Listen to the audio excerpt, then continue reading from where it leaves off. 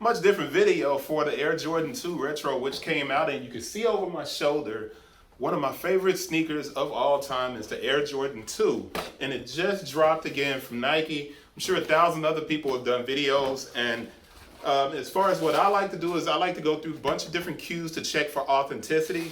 And even though most of my shoes come directly from Nike, I still do this just for your benefit so you can see everything exactly the way it should be when you get your pair of kicks. Now, I'm pulling the paper out because I want you guys to see that it's just a white tissue paper. But more important, on the inside of the box, you do have a QC stamp on the inside of the lid. But I also brought the shoes that you see behind me up here on the back. I bought those because those are the 2009 versions of the shoe. And as you can see by the picture back there, it comes with a retro card. Nike Air, all this information. And I'll show you this when we get back, close up. But shout out my guy JT, man, James Thomas, man, my dude from high school, who I honestly always thought was a dope boy, but not to put him on blast, he was not. He was not a dope boy. I'm just saying. I always thought he was, man, but, as you get older and you talk to people, you realize, man, that some people had families that was sacrificed to get them the dopest stuff. And at that time, there was no such thing as sneaker culture. There was just, we wanted the dopest stuff. And he told me a story of probably a couple of weeks ago. He was like, yo, man, my mom worked like crazy to get me those shoes. And he was like, that's why I wore them to death. And I was like, dude, anytime I see that sneaker, I associate it with you. I was an Adidas head at the time. And my mom couldn't afford, there was no way ever that my mom would have been able to get me these Air Jordan 2s. And I didn't get them. And I had to wear team shoes. And we wore... it looked like an Air Force One, but it wasn't an Air Force One. We wore these team shoes, and I didn't even wear the team shoes. I actually wore Ewings, but that's a completely different story, and we'll get to that. I'm going to give you the cues and the different points of reference to check your shoes. My QC stamp inside of the box is 08 17 22 10. 08 17 22 10. I'm dropping this shoe down. I want to pick this up. What I really like about this one is the cool little Jordan Wings logo hang tag.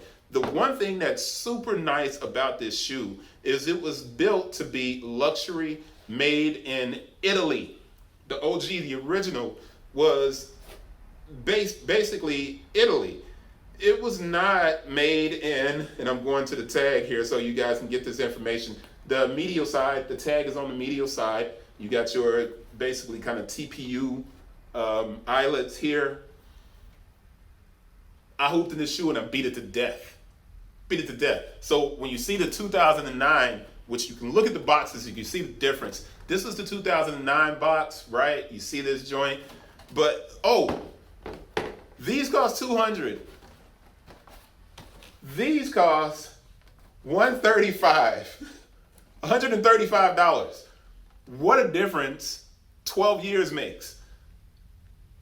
$135. But this was the QF. This was the Air Jordan 2 Retro QF, right? In white, black, varsity red, Chicago. Joint style code was 395709101. And I'm holding these up, and I know y'all like, yo, let us see yours. And this is what it looks like when you wear your sneakers. This is what it looks like. So you can see on the picture back there, the scuffs and all of this stuff. You can see the discoloration in the outsole, but more important, I hooped in the streets, right? On outside courts. So you can see these are just basically rubbed to death. I mean, just rubbed to death. They are beat. But I do want to hold it up next to this shoe so you can see the difference. And it's stark. The difference is stark. Now I'm trying to remember, I'm going to go back and pull the OG version, which I think this one is truer to the OG version where you get the red and black trim around the outside.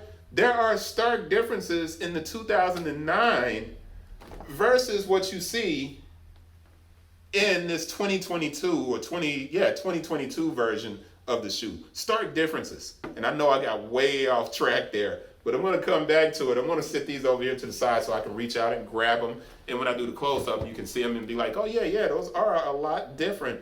But this is really, the leather here isn't any better. You can feel this. It's like plastic on this joint. Even here, it's not like the iguana kind of, it's a print that's debossed into the leather. Not the best leather in the world. I don't care. This is just a great pair of sneakers. These are not mine. These are actually size 10 and a halves. So I didn't even get a chance to get them in my size this time around. So I'm missing them. They run big. The old joints used to run big because this is a 12. I wear a 13 and I was able to wear these. I hooped in them and everything else because the toe box is so wide on this shoe.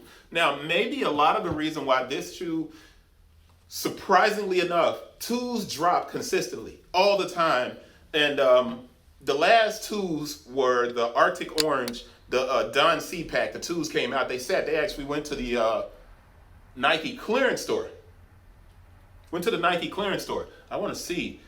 Funny enough, these actually have the size on the bottom. It says 10 and a half. These don't. The 2009 QF pairs don't have the size on the bottom.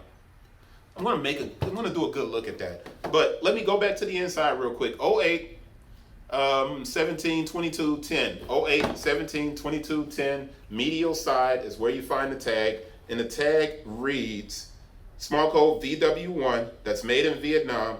Dates of production 4, 12, 22, 2, 07, 21, 22. 07, 21, 22. Make sure that's within specs.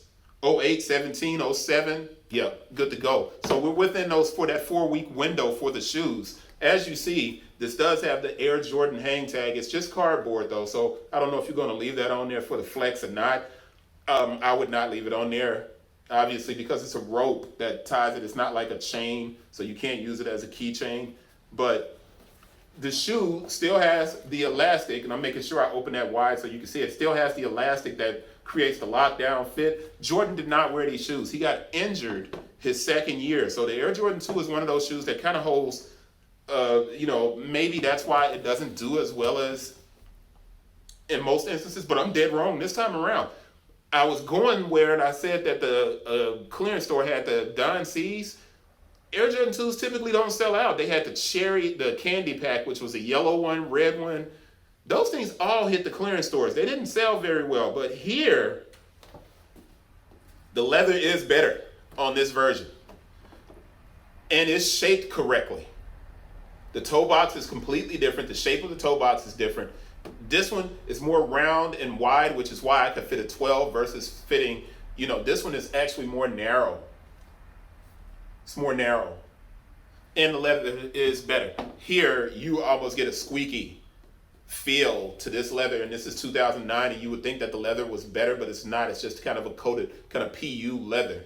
And but it was sturdy enough that this thing held up, man, to some serious beat downs on the court. But go back to this joint. Like I said, I'm going to read the tag. Air Jordan 2 Retro, white, varsity red, black. Style code is DX2454-106. It costs $200. I think it's $200. I'm positive about that. I'm going to spin it. I want to get to the close-up so you guys can see this versus the older version and the shape of the shoe, the actual touch. When you get to the tactile kind of feel of the shoe, the touch here, the leather here, is much softer. Same thing here. And obviously, yeah, it's about equal when I touch this one. It's about the same, but it is not the same quality as the original, even though this looks more like the original. But I have to remember, because the leather on the tongue here at the top is super soft. Super soft. It says Nike Air on the footbed. I think mine was worn out completely. Mine was red footbed here. And I don't remember what was on this thing. It was a Jumpman. It was a Jumpman on this for the 2009 Jumpman on the footbed. This one reads Nike Air. It does have the Nike at the back, and of course, that is much different. So let's get to the close-up, because there are significant differences from 2009 to 2022. And I have a feeling the QF is a completely different model. But let's look at it in the close-up. Let's get to that close-up, all right? Real quick, I'm going to look on the inside of this one, and it was made in China. Made in China. Close up. All right, so the first thing that I want to do is move this around so you can get a 360 look at the shoe, because that's pretty important for you to be able to look at that and see what it looks like all the way around. And that's a medial shot of the right shoe. But what I want to try and figure out is how to hold these so you can see the differences without the camera going out of focus. The leather here, this is the 2022 version, right? The leather here is super soft, much softer than the 2009 QF. Now, like I said, these are going to be beat when you look at these versus this one. And you can immediately see the differences between 2009, right? So the 2009 QF, it's red up around the collar here. It's black here. It's a deeper, richer red in this Varsity red. Mine's is discolored because it's much older, obviously. You do get the 23 on mine. On the 2009 QF, you get the 23 on the back of the tongue. You do not have that on this version.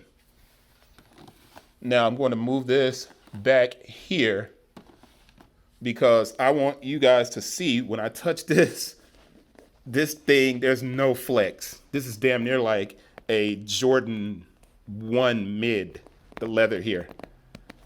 It's terrible. Terrible. Also, the shape of the toe box here. And let me grab this one.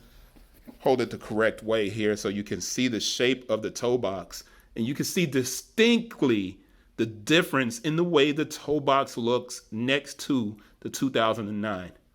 More true to the original, this 2022 version. More true to the original. When you go up the front of the shoe, same thing. The leather on the tongue here, it's just smooth. It's like slick, like plastic. The leather on the newer version, super soft, flexes right when you touch it. A much better leather here.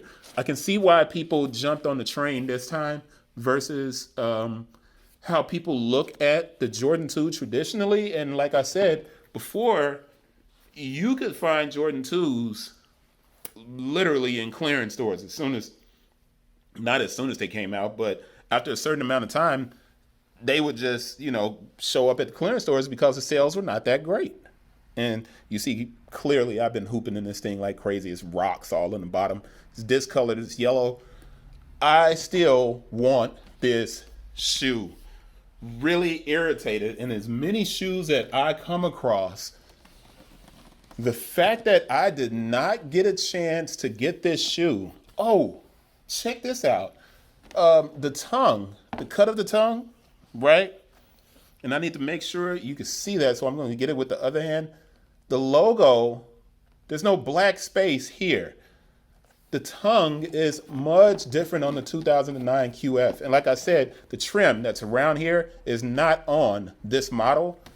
And I just need to make sure that because the QF is a different shoe.